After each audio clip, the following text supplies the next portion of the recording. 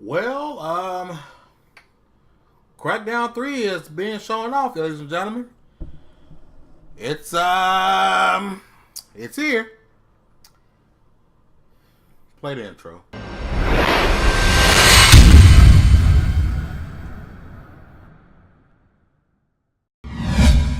What's going on, people? Fam Entertainment here from TiC Network.com. Like, share, subscribe, and let your voice be heard.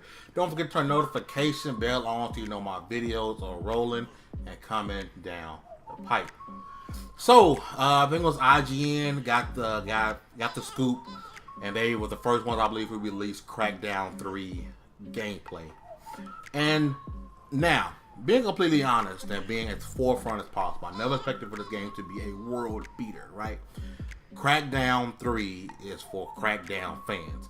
I know that sounds bad because every game should want to have a broader reach and appeal, but Crackdown 3 really does look like, for the most part, Crackdown. I will say, what I'm extremely disappointed is the multiplayer and the cloud tech. I expected this, fully destructible, which it is. It's fully destructible. But watching the gameplay, it doesn't look like what we saw back in 2014, where we had the cloud tech demo, and the guy was shooting the wall, and each bullet was creating a small little circle before it created the bigger circle. And as I'm watching this gameplay, it really just looks like the destructibility is nothing more than a really bad tech demo. I hate to say it like that because I don't really see, how, in my mind, it would have been made completely different. For example, people were inside of buildings and buildings coming down the top. For the most part, the buildings are just there and they're nothing more than to get out of line of sight. Because, of course, it has the lock-on aim, which for the campaign, great, but no multiplayer should have lock-on aim, right?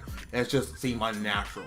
But the buildings there, you can bring them down, but all it really does is takes away that person's line of sight. No one's actually going in the building, and it doesn't seem very real. I know it's a game. I don't want to use the word realistic, but I'm using the word realistic. Like, it seems as if there's pieces of foam, hard foam, falling off the building. Like, it doesn't seem very natural, and that's what I expected. Even though I know it's a game, I know it's animated, I expected it to feel a little bit more natural of a building coming down, like a building collapsing. I want the buildings to actually mean something besides, hey, oh look, I can take this building down, or hey, I'm taking out people to get out of my line of sight. No, I want to be able to look for people and have people hide in the buildings and use a grenade launcher and take an entire building down. Now, don't get me wrong, that could possibly be the case somewhere in the game.